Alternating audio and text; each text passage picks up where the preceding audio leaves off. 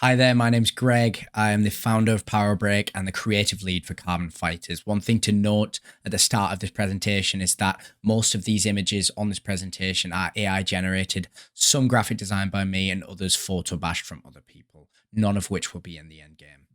So what exactly is Carbon Fighters? Carbon Fighters is a futuristic fighting game where you fight with robots instead of people to become the bot fighting world champion. It's a live service PvP game and there's a campaign mode in discussion as well. So the Carbon Fighter campaign is pretty simple. You're an ex-bot pilot from the military. You served 20 years and fought during the War of Steel in 2074, which sets this game roughly 50 years in the future. 4 years after leaving the military, you're recognized by someone as a perfect candidate for the underground mech fighting competition in the UFL, which will be explained more later. Some similar titles that we've taken inspiration from is, of course, Real Steel, which was a hit film and a Nintendo Wii game, and is currently serving as a live service mobile game. UFC for their insanely good martial arts combat, and Soul Calibur for their utilization of weapons within a fighting game, which we plan to utilize as well.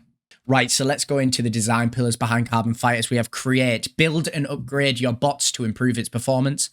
Battle with a multitude of fighting styles combined with a choice of weapons to mix and match attacks, which we'll go into much more detail later. Sell on the community market as well as at various NPC stores. And finally, win. The game revolves around competition, so there's going to be many leagues and events to fight in, as well as a big presence in esports. So after conducting market research into the global fighting games industry, we found that the market is currently valued at 1.1 billion with an increase of just under 2 billion by 2031. The average player base for a fighting game is around 30,000 found on Steam charts. However, there are exceptions like Street Fighter 6 or Smash Bros, which are monopolies in their own platforms or markets. The game will be PEGI 12 rather than 7 due to realistic combat and potential swear words in the campaign. And as you can see by the graph there, the concurrent players in the fighting genre as a whole can be anywhere between 28 and 32 million, with 8 to 10 million in-game. After conducting research into target audience, we were pleasantly surprised to find that 35 to 44 was the average age of fighting game players that was found on Game Developer. And Antidote found that the majority of players are male, but the female audience is on the rise. Games are short and snappy, so it's extremely accessible for people who have busy work lives. And due to the game being released as free to play, you only need a disposable income if you want to buy cosmetics. So it is perfectly free to play, no pay to win mechanics. The region most played is Asia Pacific. So that's things like South Korea, Japan, and China. So localizing the game to Asian dialect is a must. Concerning our competitor analysis, one thing to note is that Real Steel is not a direct competitor, as they only have a mobile live service game right now, and we don't see them releasing any PC or console games in the future. Soul Calibur didn't do very well on its previous release, so although I do feel like there are cult followers, it won't take away from our potential. Brawlhalla is a very notable game, which is a 2D fighting game that has amazing weapon utilization. However, they are more competitors towards games like Smash Bros. And finally, an upcoming competitor is Project L, which is produced by Riot Games. They have an already established IP with League of Legends, which will also be using characters from there. So they're a big competitor, but I think that we can beat the competition with our uniqueness. So going back to the core mechanics within the game, building is a massive part. Using parts that you get either from Underground League, bought from players, or NPC stores, the player can upgrade their bots, and every bot has a rating similar to the Destiny Light system. So there will be an average rating calculated by averaging all of the bot parts into one.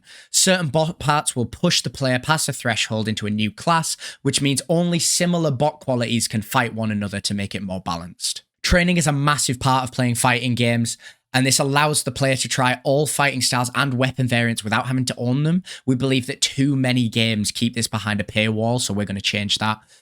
Players can practice combos, which will unlock them belts within the martial art they're practicing, which relates to the next slide. These belts will be unlocked through sparring. There will be either CPUs or casual fights between PvP.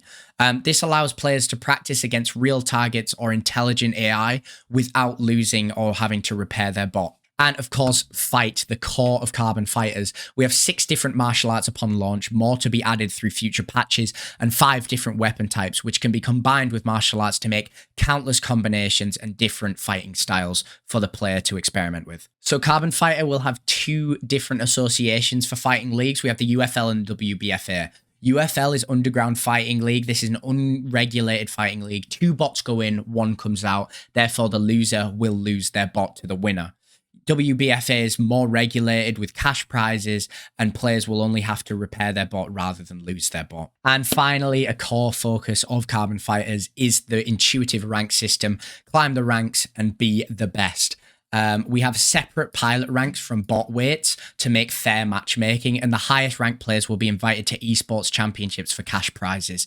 A high online viewership will bring in more attention to the game, as well as more revenue for the game. So moving on to the production schedule, there's a lot to go through here. So this year has been mainly focusing on the concept, and currently we're in Q4 of 2023. Looking forward into 2024, we want to start the pre-production in full force, making the core functionality, intuitive rank system, and working out a pipeline for the future years. 2025 is our main production with story development and combat, a heavy focus on bot and weapon variety for combat. The alpha and closed beta testing will be happening in 2025 and in 2026 and beyond.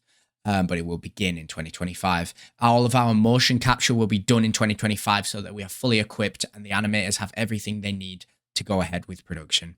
Pre-launch will have a lot of emphasis on ports, which we want the game to be released on 3 different platforms, PC, PS5, and Xbox. We'll have an open beta with a large-scale test, because the one thing that we want to focus on is listening to the player base. They know what they want, and we need to listen to them. Localization, making sure the game can be played in as many regions as possible. As mentioned earlier, Asia is a heavy region that we want to make sure we get right. And we're looking for a launch in Q4 of 2026, a live service game, free-to-play model with a battle pass service, regular patches and balance changes, seasonal events, and potentially a very successful esports, as we believe in this product massively. Promotional advertising will be happening from 2025 onwards to make sure that the word is out so people know the game exists. So moving on to budget, there are 4 different categories to go over. Labor is the majority of our investment. We'll have a team of artists, programmers, animators, designers, and QA testers to make sure we make the best product possibly. It massively increases in 2025 due to the outsourcing of new labor, such as porting companies and also freelance copywriters for increased SEO.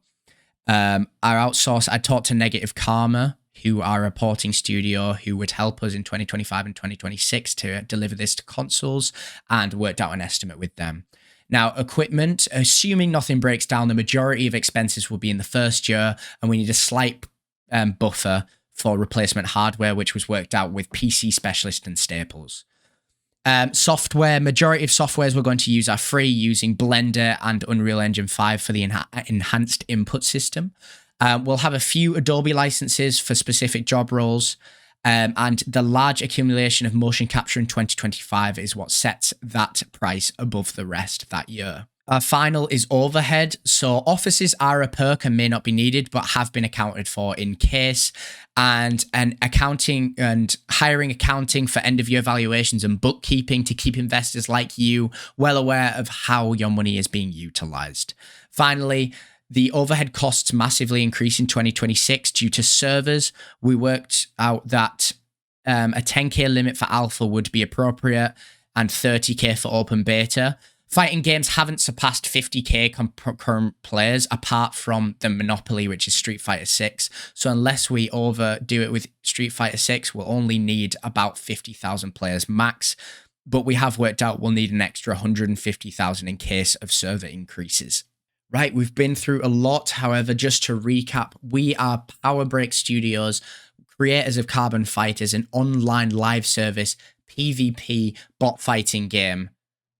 Any questions? Ask now.